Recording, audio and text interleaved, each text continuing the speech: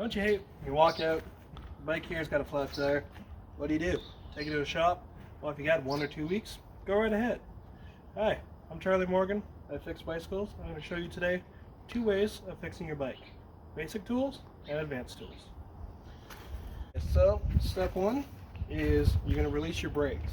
So if you have this style of brake, one hand on each side, pinch the bike together, and as you saw, the cable just pops out. Release your brakes fully. This allows your wheel to spin perfectly flat.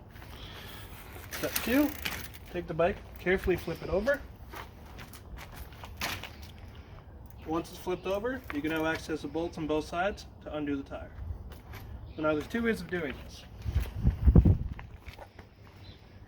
If you don't have access to regular tools or like an abundance of tools like sockets and ratchets and that kind of thing, then you can use basic tools. So your basics are for vice grip pliers and 2 flathead screwdrivers. These will be important later. I'll come back to those. You'll also need an air pump, and most importantly, you'll need a tire tube. To figure out what size you need, you come to your tire, and on the sidewall you will see here, this one says 24 by 1.95. On the box, 24 by 1.95 up to 2.125. That is important to remember. I'm going to show you the 2 ways of doing this. So step 1 will be with the basic vice grips. Now this is a emergency based situation. So if you're riding down the trails, if you have no other option, these are your best resort. I don't recommend using it constantly because it's a soft metal and you will slowly start crushing and actually destroying your nut that holds your wheels on. So what you're going to do, get it lined up, make sure that's nice and snug, get that click, and then lefty loosey, righty tighty. You're going to loosen that up, release it, go to the other side, do the exact same thing. Now keep in mind, you got to go the opposite way. So if you loosen it left on this side, you're going to loosen it the right way on the other side. Opposites. The reason for that is because whenever you're pedaling, your bike's having opposing sides. So your threads have to kind of lock the opposite ways to make sure that your tires stay on. Now that that's complete, your brakes are already released prior. Undo your bolts all the way. You can undo them by hand now. Sometimes they have like a little washer that's got a little hook on it. You'll see where it slides in. Just take that, carefully pop it out. If you can't get it by hand, you have a flathead screwdriver or something with like a flat edge, not a knife. Be careful, please don't do that. Take a flat edge and carefully pop it. From there, your tire is released. Now that you have your tire off, you can situate yourself on the ground, but since I'm over 6 feet tall, it's kind of not comfortable. So I'm going to set up on my makeshift table. So now, the first step is to remove your cap, otherwise your tube's not going to come out. Now, best thing to do is put in your pocket somewhere safe, especially today it's a little bit windy out, I want to do that. Now there's 1 out of 2 ways of doing it. If you don't have the tools, that's fine. I can just kind of show you both ways. So this is a bicycle tire remover. So it's got a hook on one side, it's got a flat edge on the other. So you can buy these, they're plastic, they're a Canadian Tire, they're about $6. I would strongly recommend investing in these. The odds of them popping your tube are slim to none, where on the other hand, taking the flathead screwdrivers, you have a higher possibility of popping your tires. I've done that many times. So these things are actually rather simple. Take the flat edge, it's got like a little curve. Take that, push it flat to the tire, away from the valve. You're going to slide it underneath, you're going to pop it up, and you're going to see it's going to slide. Now, if you have the second one, lock it in place, take your second one, same idea, and pop it. So now I'm going to demonstrate screwdriver as well as this. So it's the same idea. You're just going to take it, push the tire flat, pop it under the rim, and bring it out. Hold that in place, take your secondary screwdriver, if you don't have the tool, of course. Same thing. Hold this one down with the palm of your hand. Hold it flat, carefully. Pop that. Now the tires come out. Now you can typically remove both your tools, and you can carefully slide your fingers underneath, and you're just kind of going along and you're popping the tire off of the bead or off of the rim. I'm just going to continue the entire way until eventually you will get it completely apart. So now what you're going to want to do is, since your tire is completely off, grab on either side of the valve, push the valve up, and it will now be in the tire. Pull the tire up, reach in, grab the stem of the valve, and you're going to pull that out. So now what you want to do, it helps if you lay it down, reach underneath, and you're just going to carefully remove the entire tube. Peeling back the tire, kind of like what you would an onion. Peel that back, up to that, discard it.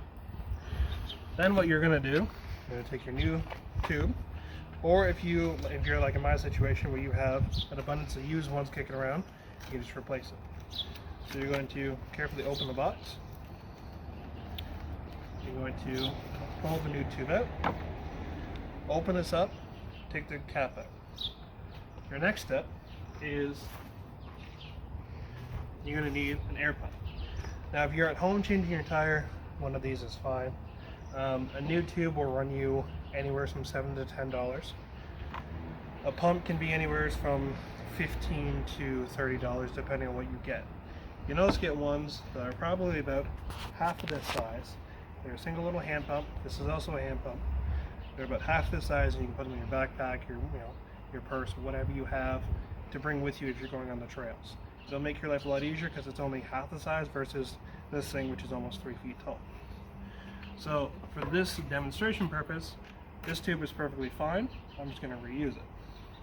So your first step that you're going to want to do is you're going to take your pump and you're going to put it on the end of your valve, and you're going to lock it in, and you're going to open this part. This part opens the valve to actually allow the air to go in. So your first step is to give your tube about a pump or two. In this case, this one still has a bunch of air in it, so I'm not going to do that. Put that to the side. So now what you're going to do is that you're going to get yourself situated where your valve goes through is going to be at the top of where you're working. Your first step, take your tube, peel your tire back again, and then you're going to want to pop the valve. You're going to line it up with the slot that it has, pull it through, and it's going to stay situated. So now you're going to carefully lift back, and you're just going to take this tube and you're going to tuck it in. So the importance of putting the air in the tube is that whenever you're doing this process, that you're not pinching the tube. Because if you pinch the tube, you're likely going to have to replace it again, and then you're back to the same situation. You don't need a lot of air, like you don't want it fully pumped up, but you want enough air that you can kind of feel it.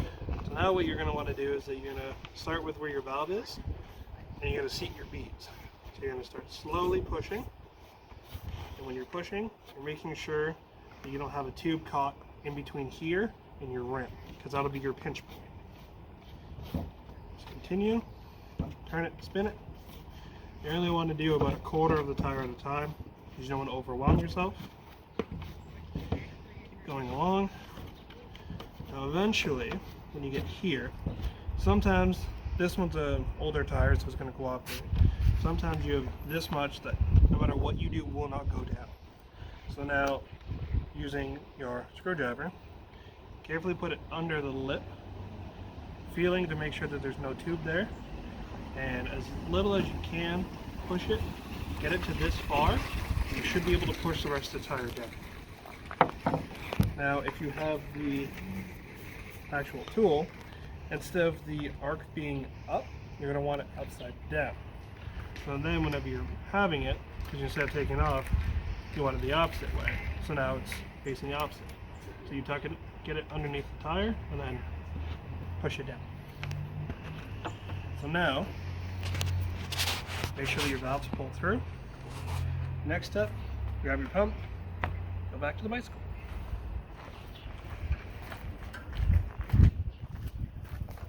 The one thing to keep in mind is some tires are directional. So if you look here, this one says rotation. So that means that the tire has to go that way. So you take a look at where that says, and you gotta take a look at your bike.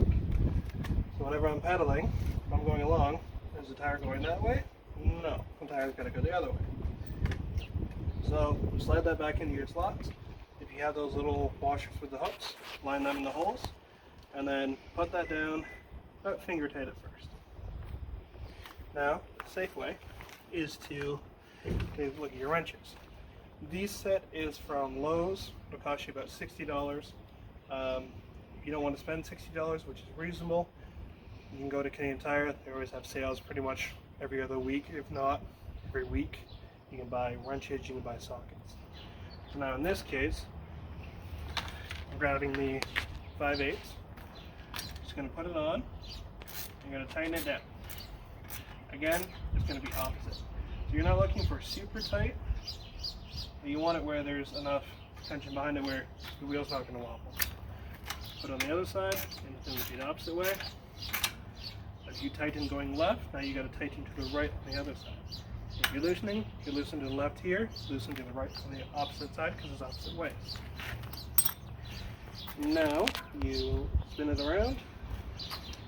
You line up to where your valve is. You put the valve on, open up the part again, down. In this case, I don't have enough clearance. I'm just going to rest against myself, and you pump. On the sidewall, it will tell you how much pressure it takes. This one, I believe, this one is about 20 psi max. It's only a 24-inch tire. I kind of go by feel. I've also been doing it for a few years, so if you're not sure at first, feel how it is. If it doesn't seem like enough, kind of continue. You can also flip the bike over and sit on the bike. Once you're on the bike, the tire goes flat, you don't have enough. Everyone has a personal preference of how much tire pressure they want. So this one's still kind of squishy. Probably give it about 3 more pumps. You release that. Go back in your pocket, get your cap. Your cap keeps dirt, dust, and moisture and stuff out of your valve stem, which is important because if dirt gets in there, then when you go to blow up the tire, that dirt will get trapped down inside of it, and then you won't be able to get air in or out ever again. So now, carefully pick your bike back up, flip it over, take your brakes. You're going to squeeze your calipers back together again. Pop this up. Put the silver piece back into the slot where it belongs. It'll click in, and there you go. Good to go. And that's how you change a bike tire at home.